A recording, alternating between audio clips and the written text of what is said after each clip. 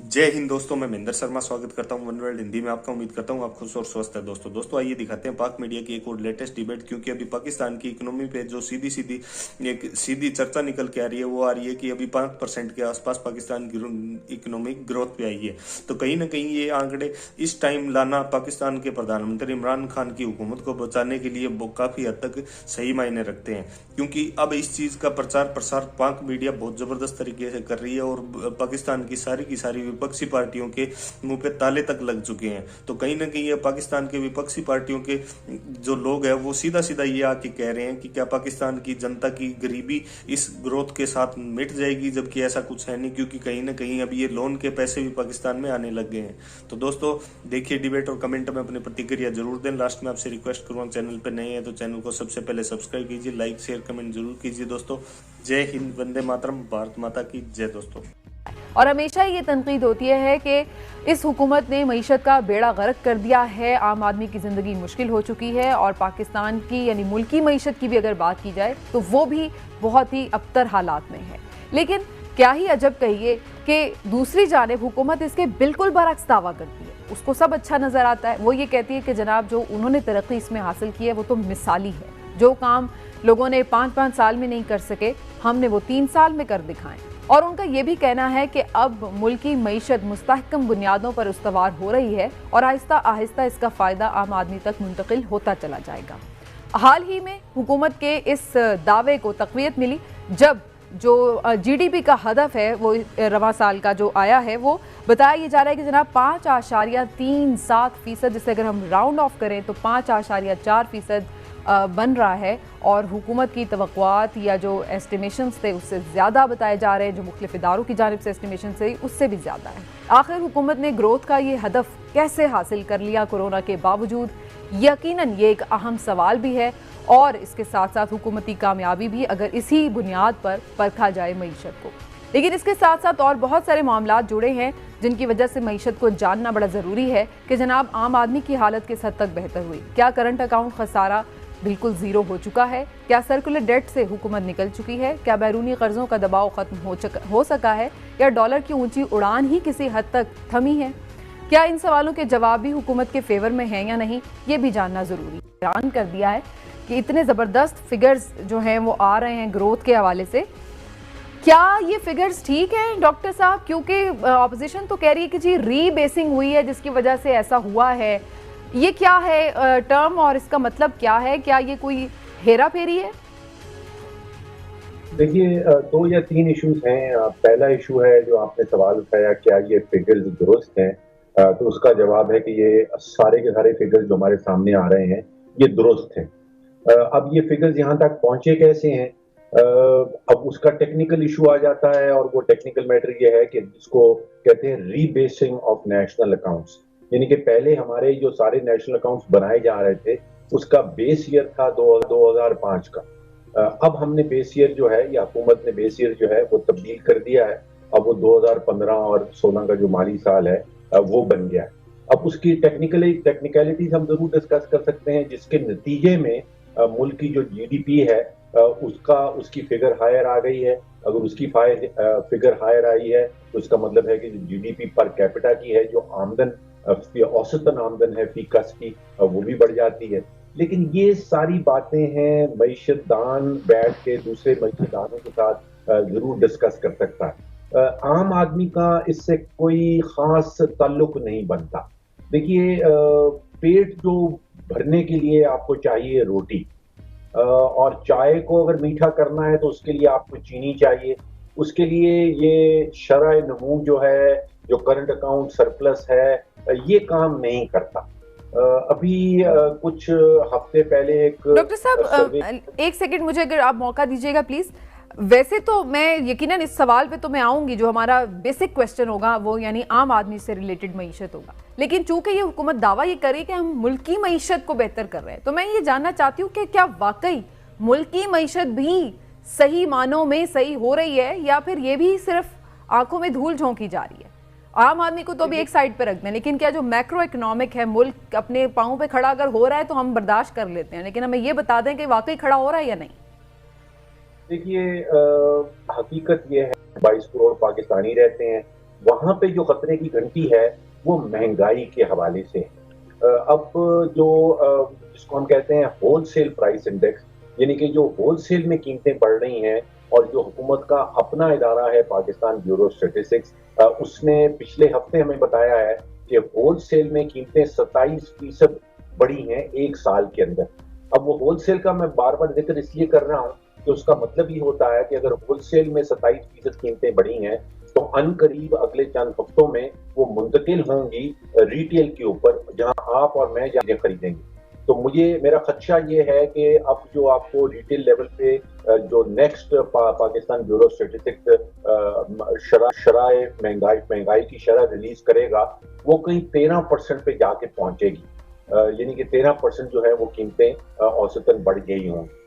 जो खास आइटम है, जिस तरह जो कुकिंग ऑयल है वो 60% बढ़ गया है। बिजली, हमें हुकूमती इदारा ये बता रहा है कि पिछले साल में 60% बढ़ गई है। इसी तरह दाल मसूर जो है वो तकरीबन 27% बढ़ी है। फल 26% बढ़े हैं। ये असल मईशत है 22 करोड़ पाकिस्तानियों की। असल मईशत ठीक वो है। नहीं है। डॉक्टर साहब, आपकी बात तो बिल्कुल सही है कि आम आदमी की मईशत कैसी है, लेकिन मेरा सवाल बुनियादी तौर पे यही था कि क्या मुल्क की मईशत बेहतर हो रही है नहीं। लेकिन मैं दोबारा आपकी तरफ आती हूँ, मुझे जरा प्लीज अलाउ कीजिएगा, मैं हिलाली साहब का कमेंट जरूर ले लूँ। हिलाली साहब, भले कैसे भी बेस ईयर को बनाकर बुनियाद आपने यानी चेंज करके उसे किया हो या जिस तरह, लेकिन 5.37 is a big achievement. Do you think कि कोरोना के बावजूद ये एक ऐसी चीज है जिसको हुकूमत बिल्कुल जिस पे प्राइड ले सकती है? बिल्कुल ले सकती है। और थोड़ा सोचिए, हमारा जीडीपी जो है, जो value of goods and services एक मुल्क का होता है, एग्रीकल्चर उसमें होता है, वो 3.4% बढ़ा है। मैन्युफैक्चरिंग उस पे होता है, वो 7.8% बढ़ा है। सर्विसेज उस पे होते हैं, वो 5.7% बढ़ा है। तो ये क्यों बढ़ा है? ये कहते हैं कि शायद ये जो पता नहीं कोई बेस बदला है। मैं समझता हूं ये इसलिए भी बदला है कि इट्स गुड पॉलिसी। मिसाल के तौर पे हमने कोविड के रिस्ट्रिक्शंस को ओवरडू नहीं किया, मुनासिब थे, पूरी दुनिया कहती है मुनासिब से। हमने एम्फेसिस, नंबर 2 एम्फेसिस दिया कंस्ट्रक्शन और इंडस्ट्री पे, जो 32 इंडस्ट्रीज को मदद मिलती है, इंक्लूडिंग स्टील और सीमेंट। बड़ा अच्छा। तीसरी बात, हमने आईएमएफ प्रोग्राम को 15 महीने के लिए सस्पेंड कर दिया। हमने, आईएमएफ ने कहा था मत दो, मगर हमने कहा नहीं, हम डेवलपमेंट के लिए पैसे देंगे, और 15 महीने के लिए हमने पैसे दिया, मुलाजमत हुई। Very good. और फिर चौथा, स्टेट बैंक को हमने ऑथराइज किया कि तुम लोन्स दो लोगों को इजी टर्म्स पे।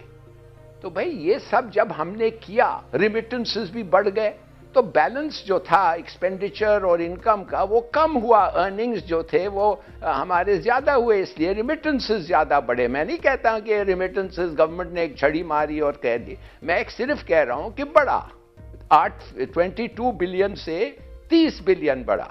अभी भी शॉर्टेजेस हैं।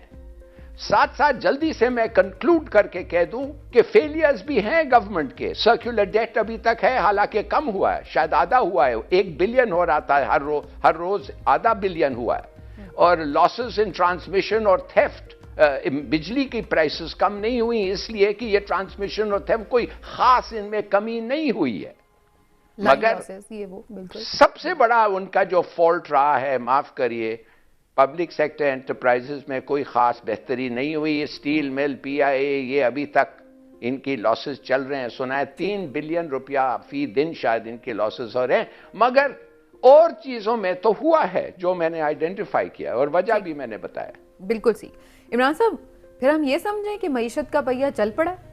बिस्मिल्लाहिर्रहमानिर्रहीम। देखें, हिलाली साहब जो गुफ्तगू कर रहे थे, ये गुफ्तगू ड्राइंग रूम में बैठ के, ठंडे कमरे में बैठ के या हीटर लगा के जो लोग आपस में डिस्कशन करते हैं ना, उसमें बड़ी अच्छी लगती है। लेकिन मैं क्या करूं, एक आम आदमी, एक आम पाकिस्तानी जो 22 करोड़ में से जिनकी तादाद शायद 21.5 करोड़ से भी ज़्यादा है, उसको आप यकीन करें इन चीज़ों से कुछ सरोकार नहीं है।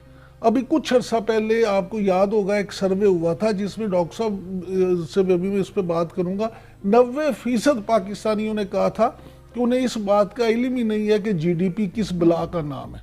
ठीक। उन्हें इस बात का इल्म ही नहीं है कि जो जिस डेफिसिट की बात हिलाली साहब करते हैं वो डेफिसिट होता क्या है। उन्हें तो सिर्फ इस बात का इल्म है कि महंगाई कितनी बढ़ गई है। उन्हें आटा 35 रुपए जो किलो मिलता था वो 65 रुपए किलो पे चला गया है। उन्हें चीनी जो 55 रुपए किलो मिलती थी वो 100 रुपया क्रॉस कर गई है। इसी तरह आज जो दादोशुमार आए हैं महंगाई के, सरकारी इदारे के महंगाई की हफ्तावार शरह जो है 19.82% तक पहुंच गई है। ये आज के सरकारी दादोशुमार है। एक आम पाकिस्तानी जो है उसका मसला ये है, उसको उस वक्त पता चलेगा मईशत बेहतर हुई है जिस वक्त आप उसके लिए कोई ईज़ पैदा करेंगे, उसके लिए कोई आसानी पैदा करेंगे, उसे चीज़ बाजार से सस्ती मिलेगी या उसकी आमदनी इतनी बढ़ जाएगी कि उसे 100 रुपए भी चीनी मिलते वक्त मैं एग्जैक्टली अब यही कहने वाली थी कि वो तो ये क्लेम कर रहे हैं कि हमने इनकम इतनी ज्यादा बढ़ा दी है। कहाँ इनकम इतनी ज्यादा, पर कैपिटा इनकम में इजाफा हुआ है। वो कह रहे हैं तो जो मर्जी कहते हैं। गुजारिश ये है कि हम जो लोग यहाँ पे बैठे हैं हम भी इसी सोसाइटी का हिस्सा है, इसी माशरे में रहते हैं। डॉक्टर साहब हैं, हिलाली साहब हैं, मैं हूँ, आप हैं, हम सब अपने या अपने इर्द गिर्द जो रहने वाले लोग हैं उनकी ईमानदारी से अपने दिल पे हाथ रख के बताएं कि मुझे तो अपने ख़ानदान में, अपने दोस्तों में कोई एक आदमी ऐसा नहीं मिला, एक आदमी शायद है जिसने कहा हो कि उसकी इनकम बढ़ी या नहीं तो हर आदमी मुझे रोता हुआ ही नजर आया कि मर गए महंगाई से जीना हराम हो गया। तो ये सारी बातें हैं जो बड़ी अहम। डॉक्टर साहब यही सवाल मैं आपकी तरफ ले आती हूँ। हुकूमत का ये मानना है कि इतना पैसा अगर मईशत में ऐड हुआ है, हमारी मुल्की मईशत का जो वॉल्यूम है वो भी इंक्रीज हुआ है। ज़राअत में वो कह रहे 1100 अरब रुपए चला गया है। इस वक्त जो हमारी एक्सपोर्ट्स हैं वो रिकॉर्ड हैं। उनका ये कहना है कि जनाब जो सैलरीड क्लास है वो ज़रूर सफ़र कर रही है, उसका हमें अंदाज़ा है, लेकिन जो अपना काम करने वाले लोग हैं उनको फ़र्क नहीं पड़ा है। सैलरीड लोगों की तनख्वाह अगर मालिकान बढ़ा देंगे तो उनकी मेहरबानी है, लेकिन जाहिर सी बात है अगर वो नहीं बढ़ाते तो वो तो महंगाई के ही रहमो करम पर है। तो आपका इस पर क्या ये बात उनकी जायज़ है कि सिर्फ सैलरीड क्लास मुश्किल में? देखिए, पाकिस्तानी को ये समझाने के लिए कि उनकी मईशत अच्छी जा रही है या बुरी जा रही है, आपको कोई मईशतान नहीं चाहिए।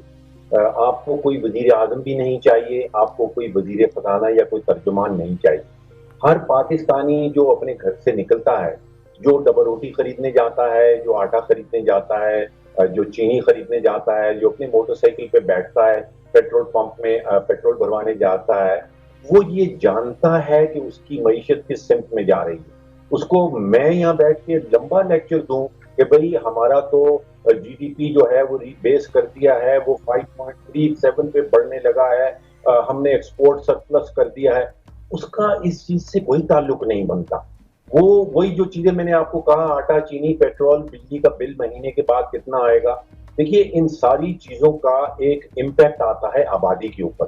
इस वक्त 40% पाकिस्तानी जो हैं वो फूड इनसिक्योर हैं, और ये फिगर मैं नहीं दे रहा हूँ, ये आलमी इदारे हमें बता रहे हैं कि 10 में से 4 पाकिस्तानी ऐसे हैं जो अपनी खुराक की जो इंटरनेशनल स्टैंडर्ड्स हैं, अपने कैलोरीज 2200 पूरी करनी है, वो आज की तनख्वाह में और आज की कीमतों में 10 में से 4 पाकिस्तानी ऐसे हैं जो अपना पेट नहीं भर पा रहे हैं। अब वो लोग जो हैं जो पेट नहीं भर पा रहे हैं, मैं सोचता हूँ वो आप पाकिस्तान के किसी बड़े शहर की मार्केट्स के बाहर चले जाएं, आपने देखा होगा तो मार्केट्स के बाहर जो दिहाड़ीदार हैं अपना बेलचा और हथौड़ा लेके खड़े रहते हैं, बैठे रहते हैं इंतजार में कि हमें कोई ले जाएगा, दिहाड़ी लग जाएगी। अगर उनके पास मैं जाऊं और उनको ये कहूं कि भाई बड़ी मुबारक हो, हमारी जीडीपी बड़ी तेजी से बढ़ गई, हम बड़ी मुबारक हो। आपका पॉइंट तो क्लियर है कि जीडीपी आम आदमी का मसला नहीं है, लेकिन जब हम मापते हैं। एक सेकंड में डॉक्टर साहब क्या करेंगे? डॉक्टर साहब एक बेसिक सवाल क्या इस्तेमाल करेंगे? डॉक्टर साहब मैं बेसिक सवाल एक पूछना चाहता हूँ।